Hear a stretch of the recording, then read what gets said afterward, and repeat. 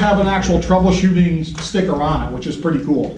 And I'll keep that up on the screen later on, but I just want you to at least look at the sticker and see where it's at. Okay, so I'm gonna fire this baby up in live fire mode. Please listen for the safeties happening and checking. You'll hear it, actually hear the furnace control module checking the safeties. There is a difference between live fire mode and LED mode. We're gonna test on the LED mode, okay? This is the live fire mode.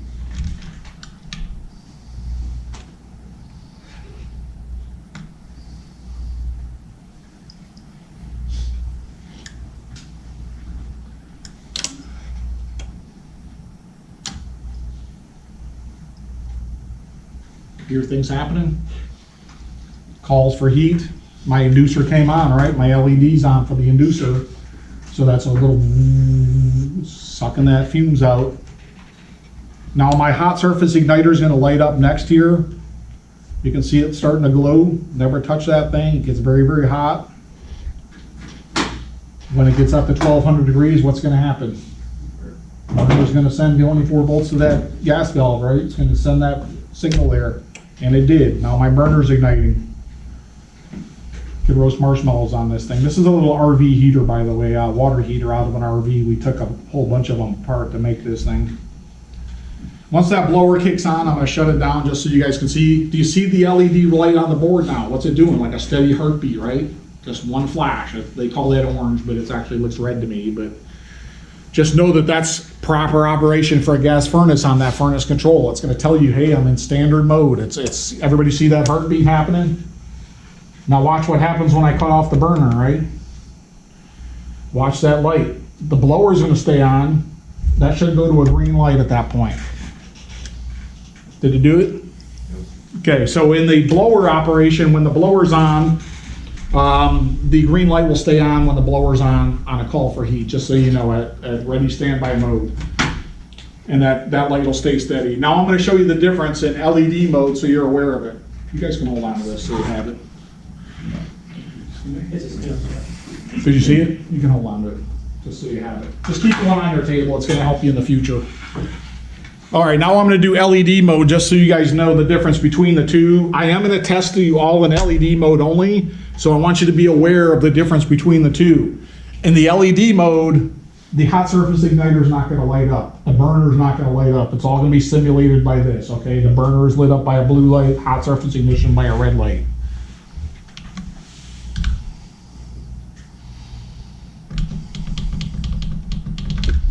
Never touch the glass either in this class.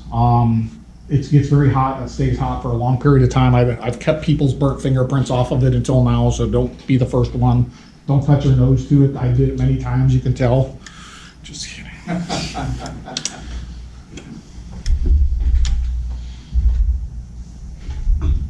So now we're in LED mode. It's going to be the same sequence of operation, just a little bit different. And this is, everybody sign that sign-up sheet? Because you're going to win one. Someone's going to win that nice Wi-Fi thermostat. That needs a common wire, by the way.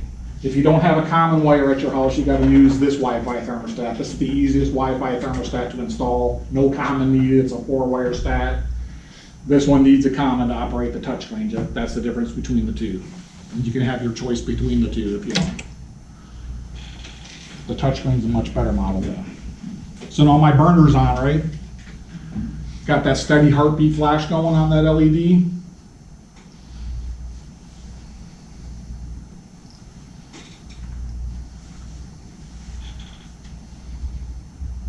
Key takeaways here. The sequence of operation is the key to troubleshooting electrical faults in a furnace. It determines when switches are open and closed, which circuits are active, and which loads are energized. Blower's coming on. Blower's on, I'm gonna shut her down. See the difference between the two though? So you got the LEDs lighting up versus the burner lighting up and the hot surface igniter up there. When we come up and do your testing, I have a meter up here, a field piece meter. If you guys have your own meter, you can use that. I recommend to do that because then you'll have familiarity with your own meter. I want you to test over here only, okay? In the field, you would actually be testing here on this wiring harness and on these terminal blocks. But I've kept people from shorting out this board for about 50 or 75 classes that I've done. I want you to test over here only. But I do this class for a lot of contractors, and a technician will come up and he's like sticking his meters in there. That's the way you do it in the field. You can see on that sticker on that board, it shows you actually that little white sticker tells you where you're going to be testing for those different things. Do you see an RO terminal and all that on there? This sticker right here. This sticker will actually tell you with this Molex connector what those connections are. So you actually can stick your probe, your meter right in there. But any testing we do today is going to be on this terminal block, okay? Everybody got that? Got it? Good. This app is very helpful for you guys in the future. Please take a picture of that. This is not only for the boss at the contractor site, but when you're riding around in your service van and you get a troubleshooting call, you got to know if the part's going to work or not that you have on your truck. This app is super helpful for that. This also has wiring diagrams, it has schematics, it has training videos. It's a free app to use. You don't have to download it now, but just at least get the information. I'm gonna write it up on the board. Yeah, sure. WR mobile app. That's a great app to have as a contractor, as a service technician. I use it all the time. Uriel, you probably use it for cross-referencing parts. But when you're on a call, you got to know if this part's going to work or not. So you can just type the part number that you have in that app. You can search for it by OEM WR mobile app. That's it. That's it. Yep. Okay. It's a very helpful app. You can search by OEM. You can search by competitive manufacturing units. Also our White Rogers model numbers. There's lots of different ways to search. But this is what's helpful for you guys. I'm going to actually tell you the wiring diagram, install videos are on there. As a new guy, you know, those are vital. When I was in the field as a service tech and I was pretty new, I was really good, but I'd get 40 miles away from the shop and I'd have a part with me and I'd call the boss and say, man, this part's not going to work. I don't know how to install this. Boss is going to ask me, did you read the instructions? No, let me call you back in 10 minutes. So 10 minutes later, I got the thing up and running. So read the instructions on these, okay? That's a very key fact. That's true. Choosing the right furnace control. Furnace control failures. There are two main causes of failures for these electronic circuit boards are heat and moisture. Every company I've done this class for, I ask them if their preventative maintenance plan covers checking for loose connections. They all say, oh yeah, it covers that. Well, that's how these boards fail, is because of a loose connection. Loose connections generate excessive heat. Okay, so when you're on a preventative maintenance, what you want to do is just check the terminal block. Just check these things, making sure there's no loose connections, okay? If this female spade clip is loose and wiggly on there, just pull it off, tighten it up with your pliers, and stick it back on there. It's that simple. Okay, but those loose connections can generate heat and take out that board prematurely, just so you know. Am I in a green light mode? Yes. Also, moisture, overflowing condensate from the evaporator or condensing furnace, or flooding happens, that board's going to go bad. You can see that board got burnt probably from a loose connection right there. But those are the two main causes of failure. Now we're going to learn about the different types of control boards out there. You guys been in the field before? You've been in the field? No? You've been in the field? You're familiar with these old style controls, right? They've been out there a long time. We actually replaced that one with this one. This one got rid of all the chips, and now you can actually program it with your phone. Configure it with your, and it's fast. I'll show you that in a little while. There are two types of furnace controls. There's integrated or non-integrated furnace boards, okay? We talked about this one already. This is the smart, we call these smart boards. We actually call these dumb boards. I know it's not politically correct, but they are dumb boards. But this only handles burner supervision and ignition. That's all that controls. Everything else is handled by separate subsystems. This one handles everything. That's a furnace control, integrated furnace control boards handle everything. We'll talk about that in a second. Ignition source, you gotta know the ignition source. If you know these four things, you can figure out which board is the right board for your truck or right board for that job. You gotta know if it's intermittent pilot, proven pilot, hot surface ignition, or direct spark ignition. You also have to know the staging. Is it single stage, multi-stage, or modulating? You also have to know the blower type. Are you guys familiar with the different types of blowers out there? Some of you veterans probably are. There's PSC motor, which is a permanent split capacitance motor. If it has a capacitor attached to that motor, that's a PSC motor. Okay, you guys know what a capacitor is? No, not to touch them. Don't touch them things. Discharge them first. They can hold the charge, you know. You guys are teaching them good. Good job. Yeah, well. ECMX is an X13 motor, okay? That's got a very soft, slow start, and then it ramps up. And then at shutoff, it does the same thing. It goes back down to a slower speed, and that's all it's got. ECM motor is an electronically communicated motor. It has every speed optionable. So it goes from 0 to 100 and anywhere in between, depending on the usage that it has. I talk to people like it's a round light switch. You know those round light switches, the dimmer switch that you can go from 0 to 100%? That's what an ECM motor is. And that actually calculates duct sizing. It actually knows when the filter's dirty. It actually can speed itself up. So those are very common out there. They're a pain in the neck to work on and diagnose, and they're not cheap, but they are out there. But you're gonna run into all those types of motors out there, so you gotta know the motor type, okay? I'll tell you how to figure out what those are in the future. There's that sequence of operation again. Integrated logic board, all functions of the furnace are driven and monitored by this control. Safety checks are happening, ignition and burner supervision, blower control, and auxiliary components, air cleaning and dehumidification or humidification are all handled by that control.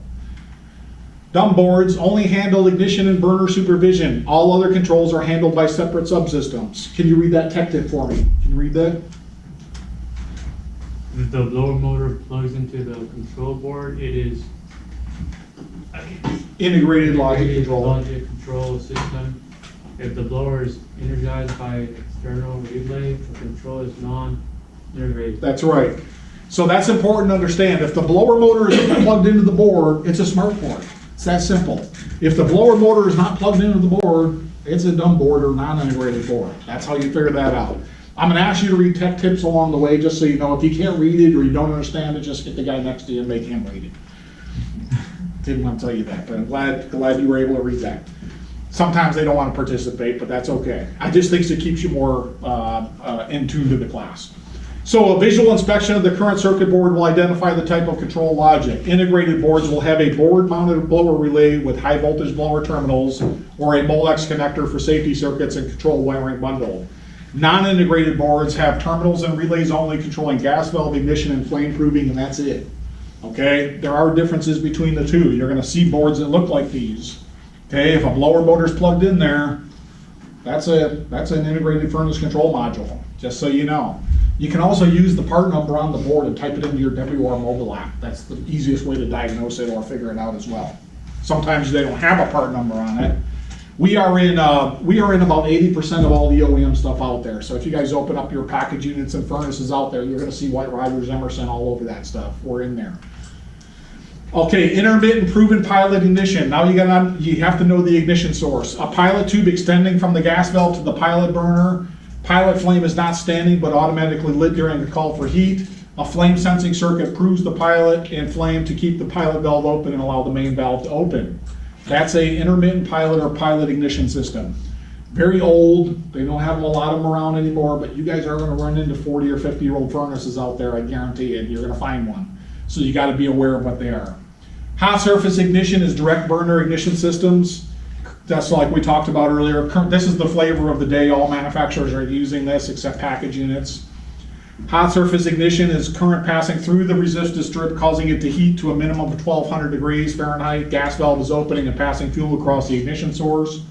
Burner flame is proven through the sensing circuit, allows gas valve to stay open for a call duration for a call for heat. This one is out there too. This one's in package units, guys, and you got to be aware of this. Look at the voltage this sucker kicks out. 10,000 volts. Do you want to touch that? Hell no. Okay, never touch that. I don't care if it looks like it isn't working or not. Do not put your fingers in there. If that spark goes off, it's going to feel like a stun gun. You'll be on the disabled list. Okay, do not touch those. It's that important. Okay, like I said, I'm gonna slow down and tell you guys that this is important. A lot of times during this presentation, this is one of those times. Do not mess with these. Direct burner ignition systems. Spark electrode is located near the combustion hot surface burner, subsurface of the burner. High voltage pulses in excess of 10,000 volts cause the spark to bridge the 1/8 gap between the spark igniter and the burner ground. Gas valve opens and passes fuel across the ignition source. Electronic spark is hot enough to ignite the burner. Burner flame is proven through the sensing circuit and allows the gas valve to stay open on a duration called for heat. They are out there. You're going to run into those. There are a couple manufacturers that are using them in split systems, but generally they're in package units and commercial package units. So that's what they all look like. There's 80 volt hot surface igniters out there. Like I said, in certain manufacturers, there's different shapes and styles of the 120 volts. And then there's the different types of direct spark and proven pilots. If you look at the circuit board itself, it'll tell you what ignition source you have. If it says PV is the pilot valve, proven pilot system. If it has HS1 or HS2, it's hot surface ignition. If there's no PV with spark igniter terminal, it's a direct spark igniter. That's how you tell, okay, when you're looking at that circuit board. Got it? So where would that be indicated on the board? Right on the board itself, like this one has a spark igniter terminal and it's got a PV terminal on it. So that's pilot valve, it's gonna have a pilot system. Hot surface ignition's gonna have an HS1, HSI, HS1 or HS2, that's the hot surface ignition terminal. If it has this igniter terminal on it, but no PV on it, then, and no wires going to that, then you know it's a direct spark igniter. Generally, you can look at the igniter itself and tell. You might hear it clicking. You might hear that click, click, click sound that happens too, so you'll know if it's direct spark ignition or not. Staging, you got to know if it's a single stage. This is where Google's your friend, but I'm also going to show you on the board itself how to figure it out. But Google can help you too. If you got the model number of that furnace, you can type it into your Google and it'll tell you if it's a two-stage system, is it a single stage, if it's a modulating or variable speed, but I'll show you on the board as well.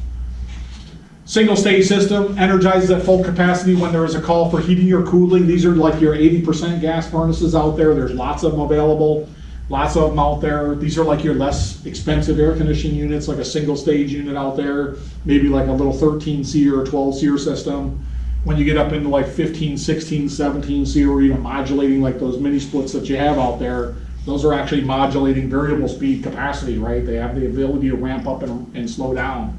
Then you have two-stage system. System has a high and low fire mode. System runs at partial capacity to satisfy load on mild days, but at full capacity as the need increases. Systems have two-stage cooling capacities as well. On the board itself, this is what it'll look like. A visual inspection of the current circuit board will identify the heating and cooling stages. If I got wires going to W and Y only, single stage. Okay, understand that? It's coming from the thermostat to this board. If I got wires going to W and Y, that's single stage only. If I got wires going to W1 and W2, that's two stages of cooling or heating. If I got wires going to Y1 and Y2, that's two stages of cooling. That's how you tell. Got it? It's pretty simple. Just look at the board itself. Multiple combinations of heating and cooling stages. They're going to be out there. You're going to run into that, and you got to know what it is. Maybe the system's only running in low speed. Maybe it's only running in high speed. You got to be able to diagnose that problem. Here's the different types of motors we talked about earlier. PSC motor is a permanent split capacitor motor. If it has a capacitor on it, it's a PSC or permanent split capacitance motor. Motor is powered by integrated relays. Each speed of the motor is connected to various high voltage terminals. Then we have our X13 motors, which are not quite as popular anymore. They used to be when I was in the field. They kind of fallen out of favor, but you're still going to run into those. Those are an X13 or ECMX motor. Constant torque is an electronically commutated motor. Motor is powered by continuous high voltage connection. Speed is controlled by individual low voltage terminals. Then you have your ECM, a true variable speed. That's the one that's like a rheostat light switch, right? That round light switch. That baby can go from anywhere from 0 to 100 and anywhere in between, and it will during every cycle of heating and cooling. It is constant volume. Speed is controlled by a 16 or 4-pin connector, just so you know. If you look at the circuit board, you can tell by the circuit board connections what type of blower it is. If I have high voltage speed taps, I have a PSC motor. If I have low voltage speed taps, I'm an ECMX or X13 motor. If I have a 4 or 16 pin control connector, guess what I am? An ECM motor, okay? Got it? Good? How's this information so far for your students? Are you guys good? It's good? Yeah. You guys liking it? Guys keeping you awake? Just to let you know that when we get in the shop again, I'm going to go through this whole lot again with you. So when we talk about certain things, I can physically show you. That's what we're talking about. That's what we're talking about. So when you get this, you've got the theory, and I'll show you the practical. When you marry the two together, it'll be a lot more valuable to you. I do a lot of schools. I've been to a lot of colleges for air conditioning, and believe me, your lab that you guys have is far above a lot of labs that I go to. So definitely use that lab. Look at these boards out there and see what you're up against, okay? But I go to some schools and they might have one unit in there for 40 students. Sometimes they don't even have a working unit in there. Those guys are doing it on one little board on the wall. It's like one board for 40 or 50 students. So just know that IoT has invested a little bit of money in that lab and really a lot of money in that lab, and they have a lot of good practices out there with different types of units. You gotta learn those, you know? If you're gonna be a refrigeration guy, you gotta learn those ice machines. You gotta learn those condensing units, those evaporative coolers in that cooler in there. If you're gonna be an air conditioning guy, you gotta know package units, you gotta know mini splits, okay? Dive into it, really learn it. There are 4 types of integrated logic control families. They all use 120 volt hot surface ignition, but the blower type is important, right? And the stages. If you do know the blower type and the stage of the unit, you can actually find what board will replace it. We make 4 different boards. Those things will cover about 400 and maybe about 800 applications. This one alone will do about 400, 450. This one will do about 150, and these 2 together will do about another 300-400 each. So there's quite a bit of boards there that you can carry on your truck to cover a lot of applications. Just so you know, there is a difference between an OEM board. When you buy a brand new unit out there, that's an OEM board, right? That's came from the manufacturer, from Goodman, from Trane, from Carrier, from Coleman. That's an OEM board. And then there's a direct OEM replacement part. This is an exact match for that board that you have. And then there's a universal application. Don't be afraid of these universal ones, guys. You're gonna have to learn them and use them in the field. These will get you out of trouble. You can get a homeowner up and running and make your company a lot of money if you learn how to use these universal boards. They're not hard, okay? I do a lot of these classes and guys are afraid of universal boards, but once they learn them, they're like, wow, that's not that hard, I can do that. We are getting rid of these though in the field. These are the old type of non-integrated logic control family. They're still out there today. If you go to Johnstone today, you're gonna find them on their shelf. But we have switched up the technology to this, and I'll show you this real quick. This is a non-integrated control logic, okay? This looks like a fancy board. It looks like that black one. It's not expensive. This is a very inexpensive board, but it only controls ignition and burner supervision, and that's it, okay? It doesn't control blowers. There's no blower relays on there or anything like that. The cool thing about this board is the technicians like is this. This thing will do over 1,000 different boards, like 1,020 boards. The cool thing though is this, and this is our new technology that we're coming out with. This is another app called the WR Connect app. There's no login needed, no password, I just have to agree to their terms. There's no login needed, no password required. If I have this app on my phone and that board in my hand, no power attached, so I can connect to that board. Watch this, I'm gonna hit connect to control. I go to this integrated